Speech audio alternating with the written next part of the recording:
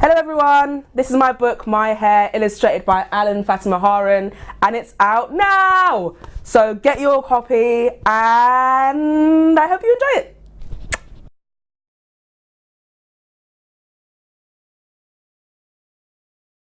I feel like hair is your identity. Well, we show a lot of our identity through our hair. So like the different choices that you make with your hair, it says a lot about who you are. You dye your hair, you might choose to have it out, you might choose to straighten it, you might choose to put braids in, whatever you choose to do. So I just feel like hair is such a personal thing. Yeah, I feel like it's an extension of your identity, a way to show like who you are and express yourself. So this is like a really random thing, but when I was like, this is just at like the beginning of it, and my sister, I was like, okay, like my hair was just in one, so it was like this but longer but in a bunch. And I was like to my sister, okay, like, can you plait my hair? Because she's always the one who knows how to cane row the best in the family. So I was like, can you just plait my hair quickly? And she was like, yeah, sure. And then she was literally plaiting and she was like, I just can't, like it's coming away my fingers.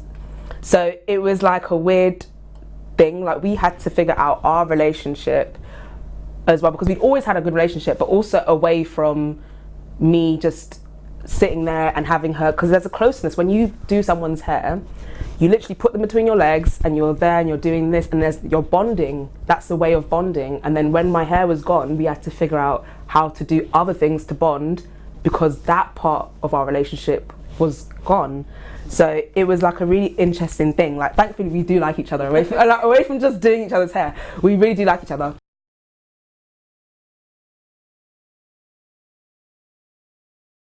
It was actually wild. Like I was just literally like looking at it like, this actually came out of his head, because it's a collaboration, of course. So it's like, as much as I've written it, he's also illustrated it. Like we have to coexist with each other. And when I saw like the thought that he put into it, like he literally went away and was doing like character studies of people on the street. Like that's just, who does that? So he was just literally just going away and just like, it was amazing. So he really put such, and he obviously took everything that I said on board as well.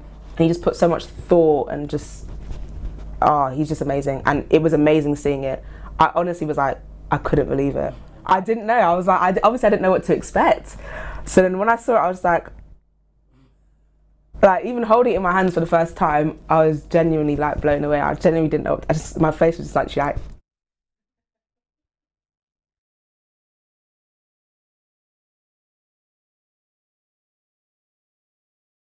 because people need to see themselves, quite frankly, and even people that don't look like the characters in the book, they need to see other people too. Like you need to understand that there's such a myriad of different people in the world existing, going about their day. Like why would they not be reflected in a book? Why should they not be reflected in a book? Like that's just, it's like it's a common sense thing as well. But also in terms of representation, I just know that whenever I see someone that looks like me in media or in books or whatever it is, I'm like, oh my gosh, like I just get that feeling. I do get that feeling of being really proud to see myself represented.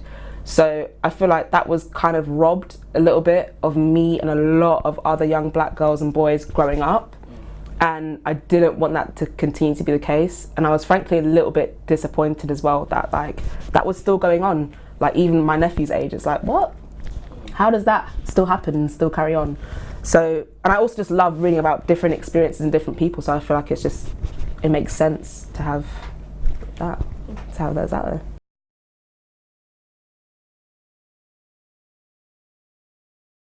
So I think someone must have tweeted something and then it got retweeted onto my timeline by like chance or whatever. How I entered it, or how I got the guts to enter it, was my sister Natalie. So she was like, I was talking to her and I was like, oh, there's this thing like called the Fab Prize. Do you think I should enter? And she was like, I don't know, like let me read your material first. Obviously because she's like, she's gonna be honest with me. So she read it and she was like, yeah, just enter, like it's a good idea. So she was like, just definitely enter, definitely do this. And I entered and I actually forgot about it. I was like, clicked, entered, and then I literally went about my day. I was doing my own thing. And then I got this email like months later. It was like, you are highly commended, please come. I was like, ooh, highly commended, okay, that's a bit of me. So like, by this point I'd already started a new job, whatever, I was doing all this different stuff. So I literally was like, oh, let me just go to the day and see what happens. It was literally around the corner from my new workplace. And then I went in and everyone was amazing, literally, and it was just like being surrounded with all these amazing authors and illustrators, and then everyone at Faber and Faber was like, oh my gosh, like, I'm home. Well, how's my life changed? So, I think the biggest thing how my life has changed is, well, I've always been like surrounded by kids because I'm the youngest of three. This explains a lot of my personality. But because I'm the youngest of three, I've always been the one who's kind of relegated to the kids' table at functions, looking after the kids. But then it was like, so I've always had like a close connection with kids anyways. But I feel like now that I have a book out with Alan, now that I have a book out, it's like connecting with children in a different way, like in a widespread way. Like I can actually see, I feel like my life has changed by bringing somebody else joy, that's someone that I don't even know. So like it's not even like a cousin now who I'm like, oh, I have to play with my cousin, I have to play with this person because like I'm the youngest and it just makes sense. But it's also like, oh, like this is actually someone that I don't know whose life I'm now part of because they've read my book. So that's probably the biggest way that my life has changed, because I now get to be a part of somebody's like growing up story, just like a lot of my favourite authors were when I was growing up, which is a bit mad now that I'm saying it and thinking about it. So when I was at school, we went to this like writers thing. That was like, we went and we watched writers. So John Agard was there and his wife's name is Grace, right? And they were just literally amazing. They were just chef's kiss. Like they brought performance, and obviously the material as it is, it would have been enough for them to just read it, but they just were like, no, we're gonna go the extra mile. And every teenager in there, this is like a room full of teenagers, like 14-year-olds, 15-year-olds, and everyone was like picking their nails, and then when they came on, they were like, and that to me, I would say they're probably one of my favorite, like them as a duo, amazing. And even the fact that they were like older people as well, and they just brought that amazing energy, just inspired me as an author to like bring my own kind of energy when I'm going to see people, because energy matters. In secondary school, I really liked Carol Ann Duffy, her poetry. I did some stuff like based off her poetry. I liked Kevin Brooks growing up. He was really, really cool. There was really like a lot of people. There's this lady called Janet MacDonald who wrote a book about a teenage girl in a spelling bee, and she was pregnant, I think. That was really good. I was into a lot of African American authors as well, but we never had any author come into our school. Like that was not a thing. I didn't even know people would do that.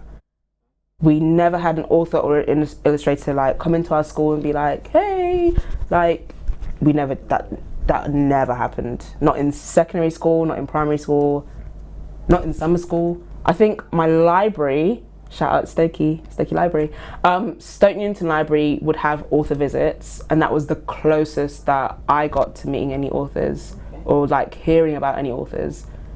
I think Michael Rosen lives around the area. I don't want to like bait out his area. Michael Rosen is around the area that I grew up in, and he would like pop into the library now and again, and that was like the closest that got to meeting any authors, yeah.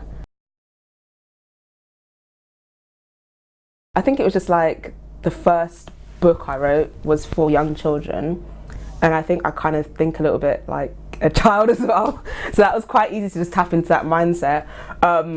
I really enjoy writing for children. I was thinking about this the other day actually. This is like a shower thought, you know, like those shower thoughts you get. It's like such an honour because you're literally growing with somebody, like somebody's literally so young and putting that trust in you to like entertain them. So for me, yes, I want to write more children's books. However, I'm not like just restricted to just writing children's books, but I am really, really pleased that this is my first book. Okay, so I'm a pantser, so I literally write by the seat of my pants. So I don't plot, I just write. Which is how this is just writing. This was actually done in, so actually, because obviously this was at first a poem. So how it was done was I was in English class, and that was the first draft of my hair. Exclusive. That was the first draft of my hair. So because I'm quite a pantser, I just, like, the idea comes and it tells me what to do, and I just do it. is what it tends to be. And then I'll send it off to like an editor or whoever will look at it. My sister reads a lot of my stuff first, my mum as well. And then they'll be like, usually my mum's just like, yeah, it sounds good. She doesn't give it, she's just like, yeah, it sounds good. She just likes it. My sister will be like, this bit. So an editor will probably be like, this needs to be changed, whatever. And then I'll just figure out how I can then slot different things into places. In terms of what comes next, it's already written, baby. My next story is coming soon, apparently. But yeah, it's about oh, you almost had me. She's in a school in Liverpool. Her name is Danya.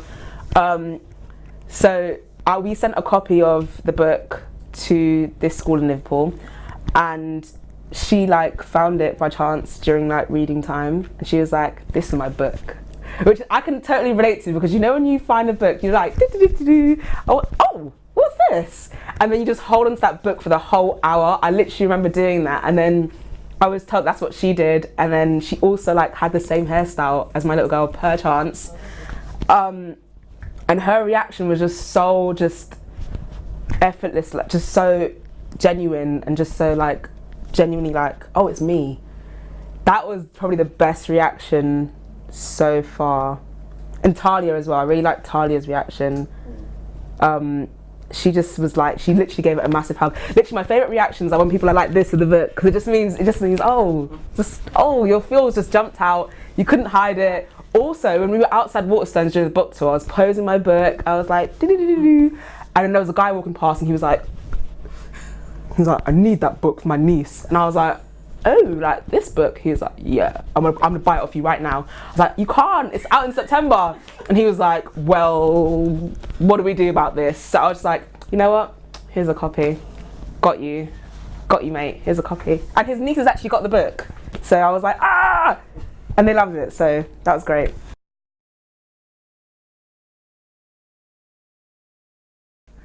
I would say people need your stories, so keep writing, like literally just write.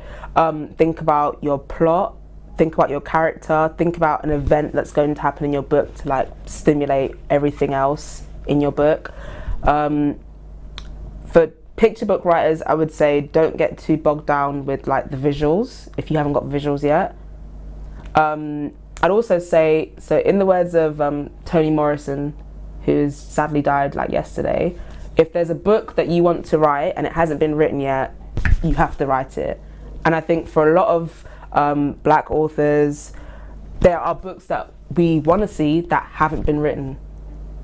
And there's books that have been written, but they might have been like lost to time or to like lack of marketing, for whatever reason they've been lost.